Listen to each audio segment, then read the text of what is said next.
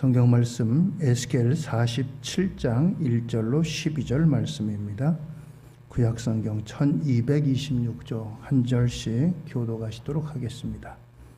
에스겔 47장 1절로 12절 말씀입니다. 그가 나를 데리고 성전문에 이르시니 성전의 앞면이 동쪽을 향하였는데 그 문지방 밑에서 물이 나와 동쪽으로 흐르다가 성전 오른쪽 제단 남쪽으로 흘러 내리더라.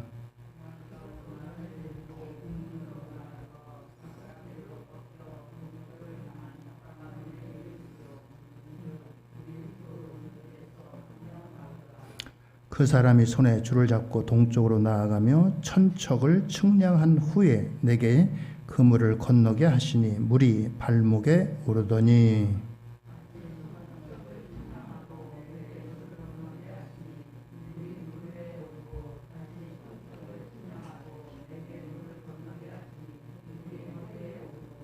다시 천척을 측량하시니 물이 내게 건너지 못할 강이 된지라. 그 물이 가득하여 헤엄칠 만한 물이요 사람이 능히 건너지 못할 강이더라.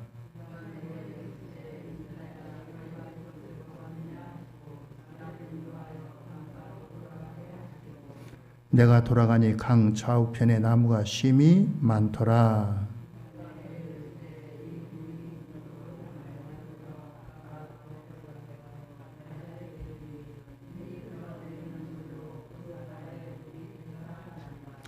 이 강물이 이르는 곳마다 번성하는 모든 생물이 살고 또 고기가 심히 많으리니 이 물이 흘러 들어가므로 바닷물이 되살아나겠고 이 강이 이르는 각처의 모든 것이 살 것이며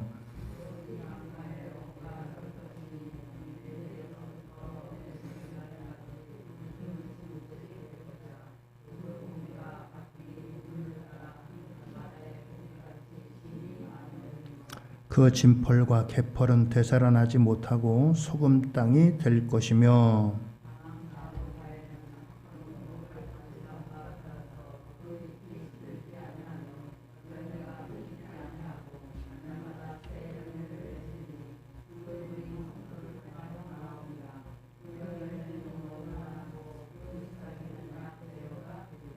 아멘. 할렐루야. 오늘도 하나님의 은혜와 축복이 우리 성도님들 모두에게 함께 하시기를 바랍니다. 오늘 말씀의 제목은 성전에서 흐르는 은혜와 치유, 그렇습니다. 오늘도 이 말씀의 제목과 같이 하나님의 은혜와 치유의 역사하심이 우리 성도님들 위해 함께 하시기를 바랍니다. 그렇습니다. 우리가 이제 중학교 세계사 시간에 세계 4대 문명의 발상지를 배웁니다. 세계 4대 문명이 일어난 곳이 한결같이 강을 중심으로 해서 일어났습니다. 그림을 한번 보여주시죠. 기억이 혹시 나십니까? 아프리카의 이집트 쪽에 이제 나일강 문명이 있습니다. 이집트의 나일강을 중심으로 해서 일어난 문명입니다. 그리고 그 위에 유프라테스 강과 티그리스 강을 중심으로 한 메소포타미아 문명이 있습니다. 지금이 아마 이라크 근처가 될 것 같아요. 그리고 인도에 인더스 강을 중심으로 한 인더스 문명이 있습니다. 그리고 중국에는 황허강을 중심으로 한 황허 문명이 이와 같이 일어났습니다. 뭔가 문명이 일어나고 큰 일이 일어나려면 강을 끼고 일어나야만 됩니다. 세계 4대 문명뿐만 아니라 우리나라도 이제 역시 마찬가지입니다. 우리나라도 이제 서울이라든가 북쪽의 평양이라든가 남쪽에 이제 부산 같은 곳들도 다 강을 중심으로 해서 일어났습니다. 한번 보여주시죠. 그렇습니다. 서울은 북한강과 남한강이 합해서 흐르는 강을 중심으로 해서 일어났고요.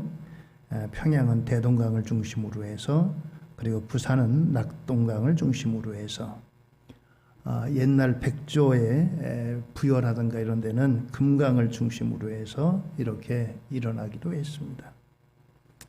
이렇게 물은 우리 사람이 살아가는 데 있어서 정말 필요한 요소입니다. 하물며 우리의 몸도 이제 60 내지 80%가 물로 되어 있습니다. 그래서 이 가운데 약 2%의 수분만 빠져나가도 심한 갈증을 느끼게 됩니다. 목마름을 느낀다는 거죠. 여름에 땀 흘리고 그러면 목마르잖아요. 그리고 5 내지 8%의 수분이 빠지게 되면 쇼크가 올 수도 있습니다. 그리고 이제 수분의 11% 이상이 빠져나가면 생명에도 위협을 느낄 수가 있는 것입니다. 그림 한번 보여주세요. 예, 그렇습니다. 이렇게 문명이나 또 그리고 사람의 몸에도 이와 같이 물이 얼마나 필요한가 이것을 잘 보여줍니다. 요한복음 4장 14절은 예수님께서 이렇게 말씀해 주셨어요. 내가 주는 물을 마시는 자는 영원히 목마르지 아니하리니 내가 주는 물은 그 속에서 영생하도록 솟아나는 샘물이 되리라 말씀하십니다. 사마리아 수가성에서 물 길러 온 여인에게 주신 말씀입니다. 우리 인생들에게 얼마나 물이 필요한가를 볼 수 있습니다. 예수님께서 자신을 생명의 샘물로 비유하시면서 이와 같이 물을 마시는 사람은 영생을 얻게 된다. 물이고 생명이다 라고 하는 것을 말씀하십니다. 오늘 성경 본문에 에스겔이라고 하는 선지자가 바벨론의 포로로 끌려갔습니다. 1차, 2차, 3차에 걸쳐서 포로로 끌려갔어요. 1차 포로 때는 다니엘이라든가 이런 사람들이 포로로 잡혀갔고 2차 포로 때 잡혀간 사람이 에스겔 선지자입니다. 에스겔 선지자가 2차 포로로 끌려가가지고 이렇게 이제 그 바벨론에서 하나님께서 환상을 보여주시고 이 말씀을 전하게 하시고 그래서 이제 바벨론의 포로로 끌려온 백성들에게 소망을 주고 위로를 주고 그들에게 힘을 북돋아주는 이런 메시지를 전하십니다. 오늘 이 본문은 에스겔을 통해서 보여주신 환상의 일부분입니다. 그것은 하나님께서 이 에스겔에게 이러한 환상을 보여주셨어요. 이 환상을 통해서 주시는 말씀은 첫째는 교회가 뭐냐? 교회는 생명의 원천수이다 라고 하는 것입니다. 생명의 원천수다 라고 하는 거예요. 이스라엘 백성들에게는 그들에게 자랑거리인 솔로몬 성전이 있었습니다. 아버지 다윗이 다 준비를 하고 아들 솔로몬이 지은 성전인데 얼마나 화려하고 웅장하고 그랬는지 몰라요. 그런데 그들이 이 솔로몬의 성전을 자랑하고 솔로몬의 성전을 이제 사람들에게 내세웠지만 정작 그들은 하나님으로부터 멀어졌어요. 성전 안에서 은밀하게 음란한 일들이 일어나고 하나님 기뻐하시지 않은 일들을 자행을 했습니다. 그러면서 이제 솔로몬 성전이 완전히 파괴됐어요. 원래 이 성전 전에 성막이 있었고 다윗은 하나님께서 말씀하시지도 않았는데 자신은 좋은 궁궐에 있으면서 하나님의 성막이 저렇게 노천에 있는 것을 보고 마음 아팠어요. 그래서 하나님 앞에 하나님 성전을 지어 제가 바치겠습니다. 하나님께 호소하고 하나님께 말씀드렸더니 하나님께서 너는 전쟁에서 너무 많이 필려서 너는 안 되고 너는 준비만 해라. 그 대신에 내 아들을 통해서 내가 받겠다 해가지고 솔로몬이 성전을 지어 바친 겁니다. 그 솔로몬 성전이 이와 같이 이제 하나님께 영광을 돌리고 하나님을 예배하고 그래야 되는데 하나님께 욕되고 하나님의 영광을 저버리고 우상을 섬기는 이와 같은 음란한 장소가 됐어요. 그러면서 이제 유다 백성들이 망하게 되고 솔로몬 성전도 무너지게 되고 그렇게 된 것입니다. 그리고서는 바벨론의 포로로 끌려갔어요. 바벨론의 포로로 끌려갔을 때 오늘 하나님께서 이 에스겔에게 다시 이 성전의 모습을 보게 하십니다. 그것은 솔로몬의 성전도 아니고 또 그리고 그 어떤 성전도 아니라 하나님께서 장차 그 주의 백성들, 하나님의 백성들에게 보여주시는 성전의 영광을 보여주시는 겁니다. 오늘 에스겔 47장 1절의 말씀입니다. 그가 나를 데리고 성전문에 이르시니 성전의 앞면이 동쪽을 향하였는데 그 문지방 밑에서 물이 나와 동쪽으로 흐르다가 성전 오른쪽 제당 남쪽으로 흘러내리더라 라고 했습니다. 하나님께서 이 에스겔에게 보여주신 성전을 통해서 성전에 이제 문지방인데 이 문지방에서 물이 흘러나오더라 라고 했습니다. 성전 문지방부터 물이 흘러내렸다라고 하는 것입니다. 오늘 이 물이 점점점 크게 넓게 깊게 이와 같이 흘러갑니다. 오늘 이제 성전의 역사는요, 솔로몬의 성전이 파괴되고 바벨론의 포로로 끌려간 지 70년 만에 그 유대 백성들, 유다 지파와 베냐민 지파, 그리고 그 이전에 망한 나머지 10지파들이 예루살렘에 모여듭니다. 예루살렘에 모여가지고 유다 지파를 중심으로 해서 성전을 다시 짓는 일을 감당하는데 그 일을 수룹바벨이라고 하는 유대 총독을 통해서 이 일을 진행합니다. 중간에 방해도 있었고 어려움도 있었지만 아무튼 그들이 이제 이 성전을 다시 이제 짓게 돼요. 그런데 이 성전이 이제 지어졌지만 세월이 지나고 그러면서 다시 이제 대대적으로 짓게 되는데 예수님 당시에 헤롯 왕이 이 성전을 건축합니다. 그래서 성전은 솔로몬 성전, 수룹바벨 성전, 그리고 헤롯 성전 이렇게 이어져 내려옵니다. 예수님 당시의 성전은 헤롯 성전인 거예요. 헤롯이 지었기 때문에.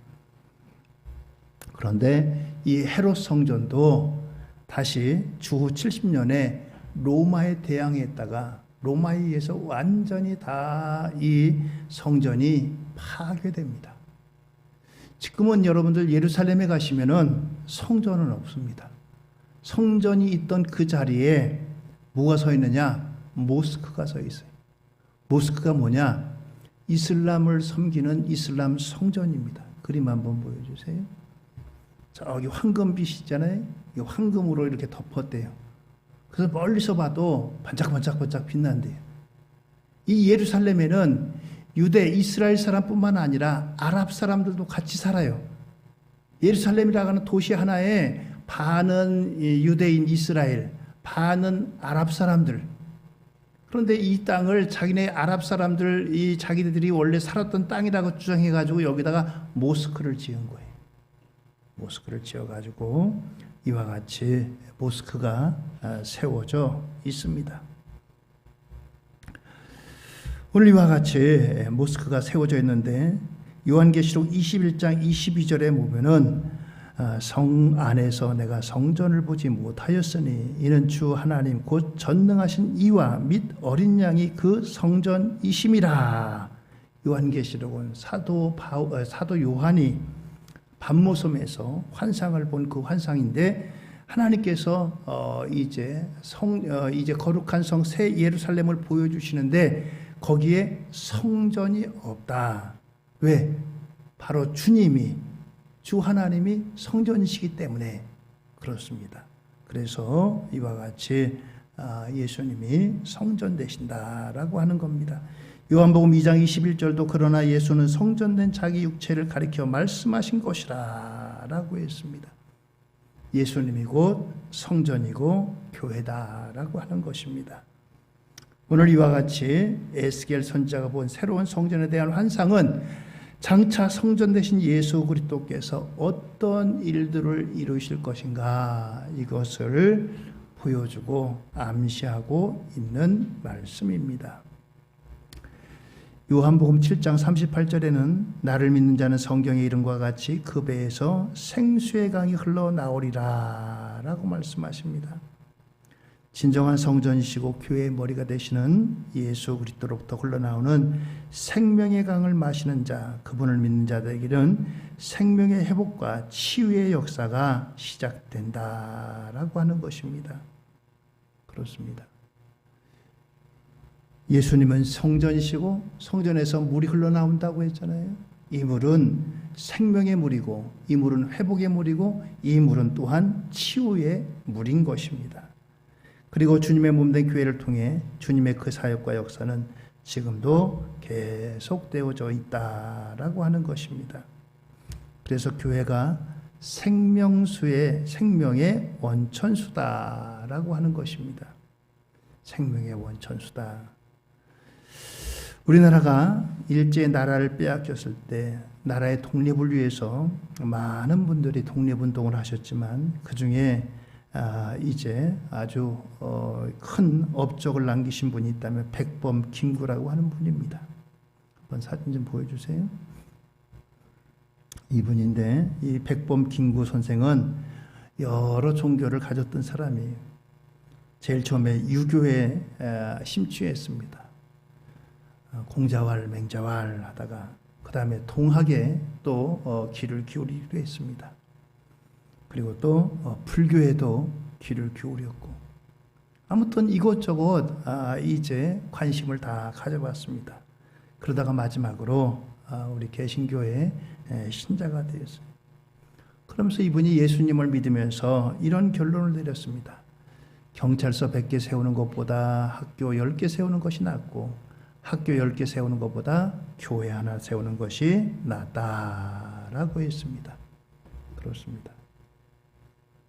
이와 같이 교회가 얼마나 필요로 하고 얼마나 귀한 존재인가 이것을 그가 체험했다는 것입니다. 그렇기 때문에 여러분들 생명의 원천수인 이 교회를 가까이 하시고 또 그 안에 거하기를 기뻐하시고 여러분들이 자주 이곳에 오르시는 우리 성도님들 되기를 예수님의 이름으로 축원드립니다. 거리적으로도 가까이 하시고 마음적으로도 가까이 하세요. 교회를. 믿음 생활은 교회를 가까이 하는 겁니다. 교회 멀리 하면서 나는 믿음 생활 잘하고 있습니다. 나는 믿음 잘 유지하고 있습니다. 그것은 결코 그렇지 않습니다. 정말 하나님을 사랑하고 믿음 생활 잘하는 사람은 교회를 가까이 하게 돼 있어요. 그렇습니다. 그래서 교회는 생명수입니다. 그래서 날마다 하나님께서 주시는 이 생명수를 통해서 힘을 얻고 또 치유를 받고 더욱더 강건함을 누리기를 예수님의 이름으로 축원드립니다. 두 번째는 이 성전 문지방에서 흘러나오는 물이 점점점 깊어지고 넓어졌다. 다시 말하면 깊은 은혜가 세상을 살립니다. 라고 하는 것입니다. 그렇습니다. 이 물이 흘러나올 때는 처음에는 발목에밖에 안 찼어요. 그런데 다시 이곳에서 450m, 1천척, 천척이라고 그랬는데 이것은 한 500m 정도 되는 길입니다. 그 정도 가서 다시 재보니까 그 다음에는 이제 무릎에 찹니다. 그리고 다시 좀 더 가서 재보니까 허리를 찹니다. 그리고 다시 500m 정도 가서 재보니까 이번에는 완전히 내 키를 넘는 이와 같은 물이 점점 깊어지게 됩니다.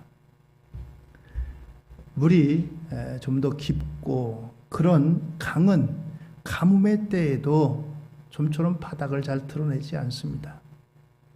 그러나 강이 이제 폭도 좁고 또 깊이도 얕고 그러면은 조금만 비가 안 와도 금방 땅바닥이 드러납니다. 땅바닥이 드러나요. 그래가지고 이 물이 바짝 마르게 되고 이 강이 흐르질 않는 그런 모습을 보게 됩니다. 그런데 하나님께서 에스겔 선지자에게 보여주신 이제 성전 문지방에서 흘러나온 물을 통해서 이 강은 점점 깊어졌다, 점점 크게 넓어졌다, 점점 길어졌다라고 하는 것입니다. 자, 이렇게 강이 깊고 넓고 또 그리고 깊어지면서 어떤 역사가 일어나느냐? 여기 보면 7절에 나무가 심이 많더라라고 했습니다. 그리고 사해가 살아난다라고 하는 것입니다. 그리고 모든 생물이 살고 물고기가 많게 된다. 9절입니다. 그리고 더 나가서 각종 과실이 풍성히 열매 맺는다라고 하는 것입니다. 그렇습니다. 강이 넓고 강이 깊고 길어지니까 여기에 나무들이 주변에 자라게 되는 겁니다. 그리고 더 나가서 사해 바다까지도 살아나게 된다는 거예요. 사해는 이스라엘에 있는 큰 호수입니다. 사해를 한번 보실래요? 잠깐만 보여주실래요? 사진 좀. 예. 사해는 이제 지대가 낮은 곳입니다. 바닷물보다도 훨씬 낮은 곳이에요. 한 200~300m 내려갑니다. 그러다 보니까 움푹 파였잖아요. 물이 위에서 흘러나오는데 물이 밑으로 나갈 곳이 없습니다.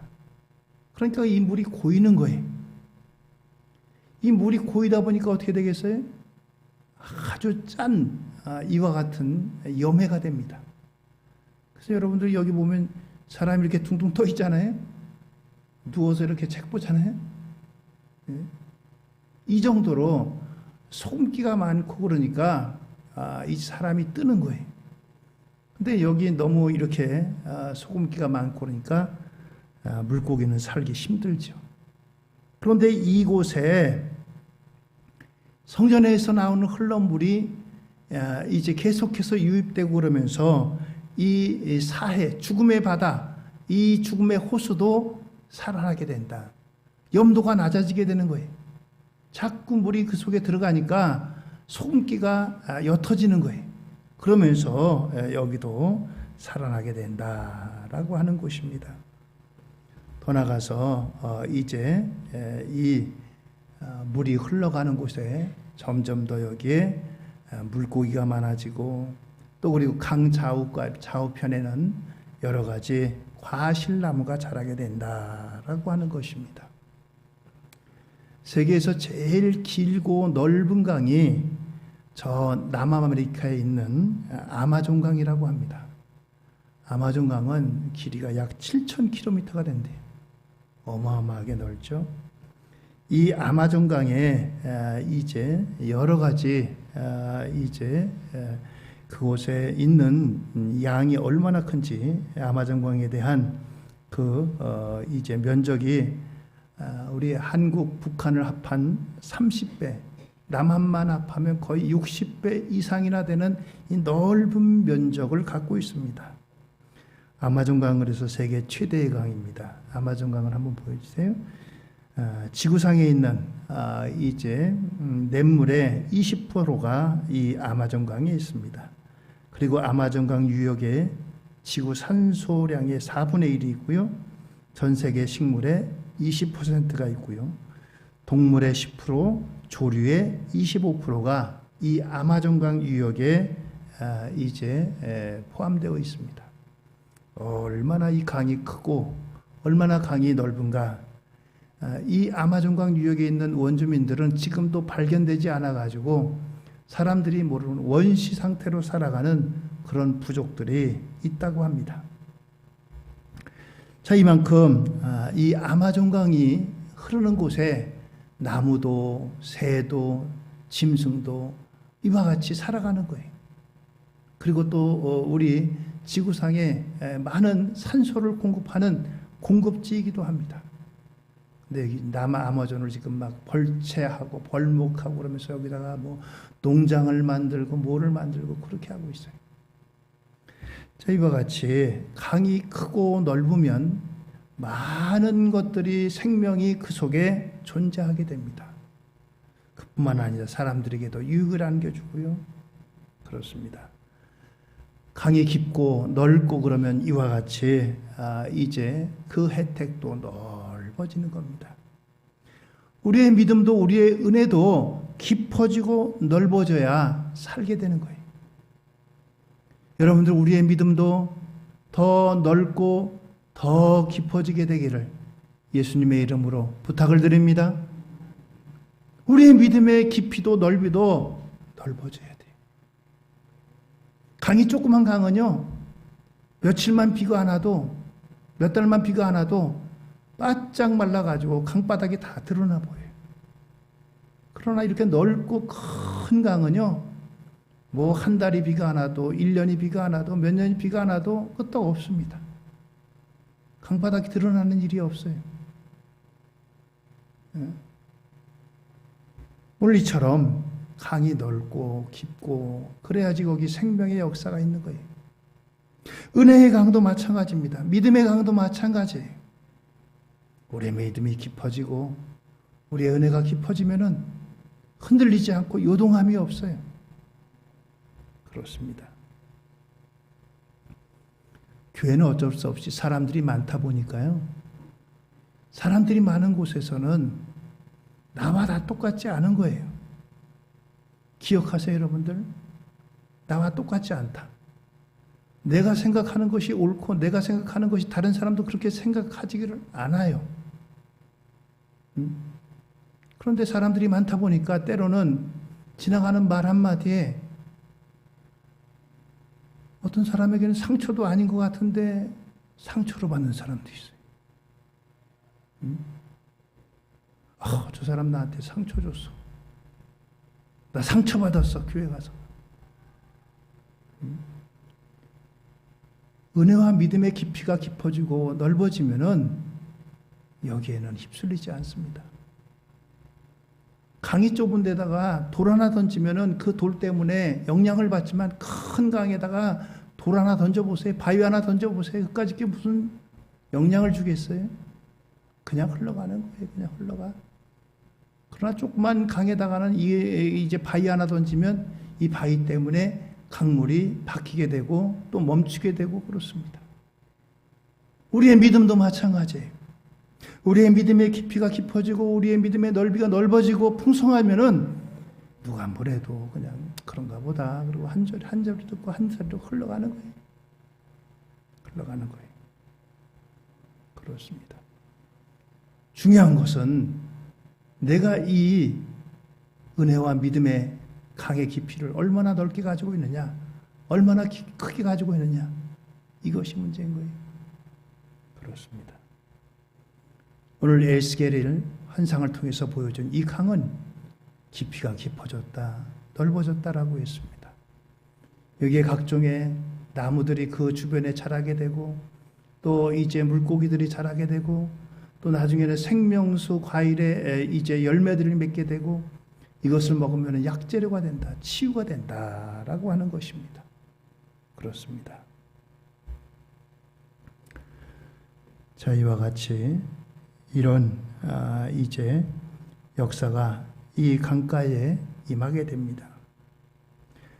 세 번째는 오늘 이 에스겔의 성전에서 흐르는 은혜의 역사를 지금까지 봤다면은 성전에서 흐르는 치유의 역사도 함께 있다는 겁니다. 그래서 세상에 못 고칠 인생은 없습니다 라고 하는 거예요. 보통 바닷물의 소금 농도는 3.5% 정도 된대요. 그런데 앞에 말씀드렸던 사해는 그것보다 10배나 많은 35% 정도가 된다고 합니다. 그러니 여기는 말 그대로 사해가 죽을 사자입니다. 죽을 사. 죽음의 바다, 죽음의 호수, 그런 뜻입니다.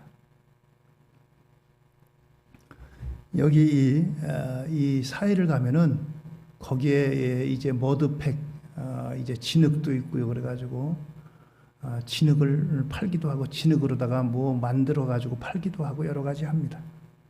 진흙을 막 사람들이 바르고 그래가지고 뭐 이제 씻고 그래가지고 머드팩을 하기도 하고 그러는데 이 진흙의 바다, 이 사해 바다는 소금기가 얼마나 많은지 모릅니다. 한번 보여주실래요? 그럼 좀. 예. 여기 허연 거 있죠? 이게 다 소금입니다. 소금. 소금 결정체가 이제 굳어가지고 생긴 거예요. 꽃 같잖아요, 마치. 잘못하면 다쳐요. 이 소금이 딱딱하게 굳어가지고 맨발로 혹은 사람의 몸에 닿게 되면 상처가 생기고 피가 나고 그렇게 돼요. 그만큼 이 소금기들이 많다는 거예요. 그런데 오늘 성경 10절 말씀, 에스겔 47장 10절의 말씀 보면 이렇게 말씀합니다. 또 이 강가에 어부가 설 것이니 엔게디에서부터 에나글라임까지 금을 치는 곳이 될 것이라. 그 고기가 각기 종류를 따라 큰 바다의 고기와 고기같이 심이 많으려니와. 여기 엔게디에서부터 에나글라임까지 지도를 한번 보여주시죠.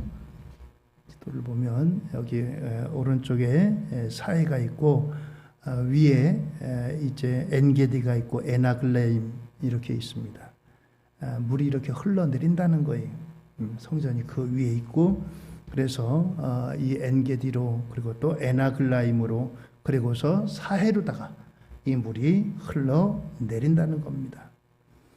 그러면서 이 물이 흘러서 이제 흘러가는 곳에 9절에 보면은 이 강물이 흐르는 곳마다 이르는 곳마다 번성하는 모든 생물이 살고 또 고기가 심이 많으리니 이 물이 흘러 들어가므로 바닷물이 되살아나겠고 이 강이 이르는 각처의 모든 것이 살 것이며 라고 했습니다.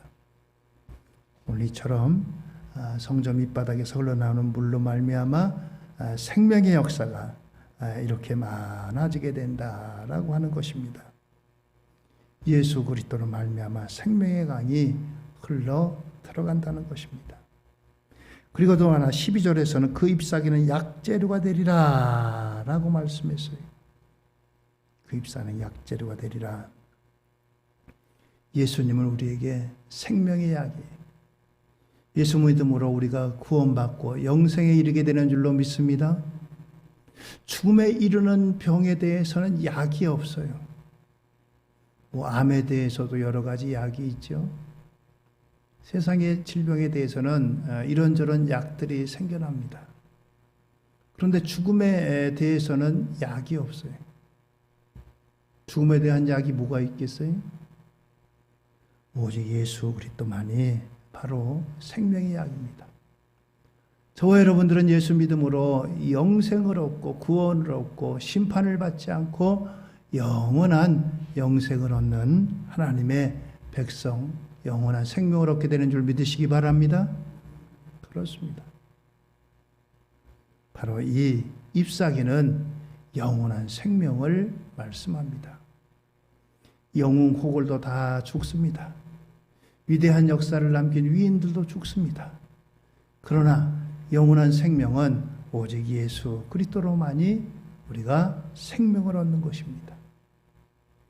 오늘 이 물이 흘러가는 곳마다 나중에는 잎재료가 되리라, 약재료가 돼가지고 사람들을 고쳐주고 치유하고 회복하게 하는 이와 같은 약재료가 되듯이 오늘 생명의 이제 강수가 되신 예수님께서 오늘 우리에게 이와 같은 이제 구원의 은총을 허락하신다라고 하는 것입니다. 세상에 못 고칠 인생은 없습니다. 주님께 불가능한 인생은 없습니다. 성경에 보면은 이제 나면서부터 소경된 자, 안전뱅이들이 고쳐지게 되고 또 이제 우리가 보면은 나병 환자가 낫게 됩니다. 이것들은 모두가 다 저주받은 인생이라고 하는 그와 같은 의미가 있어요. 그래서 그들은 저 죄가 누구의 죄냐? 저 사람의 죄냐? 부모의 죄냐? 이렇게 생각을 하고 사람들은 그렇게 여겼지만 예수님께서는 그들을 다 눈먼 자 눈을 뜨게 하고 안전병이 일어나게 하고 또 그리고 나병 환자는 낫게 하시는 이와 같은 치유의 하나님이십니다. 오늘 우리 인생이 사회와 같은 이와 같은 인생일 수 있어요. 그러나 아무리 사회 같은 인생이라 할지라도 이곳에 성전 밑지방에서 나오는 이 생명의 강으로 말미암아 이곳에 생명의 역사가 일어나는 것처럼 오늘도 예수 그리스도로 말미암아 우리 안에 생명으로 풍성한 이런 역사가 흘러차고 넘치게 되기를 예수님의 이름으로 축원을 드립니다. 하나님의 성전을 가까이 하세요. 주님을 가까이 하세요. 주님이 우리에게 주시는 생명의 은혜가 있습니다. 치유의 은혜가 있습니다. 오늘도 우리에게 이 생명의 은혜, 치유의 은혜, 하나님께서 풍성히 부어주시는 이 은혜의 풍성함이 우리 성도들 한 분 한 분 위에 차고 넘치게 되기를 예수님의 이름으로 축원드립니다. 기도하시겠습니다.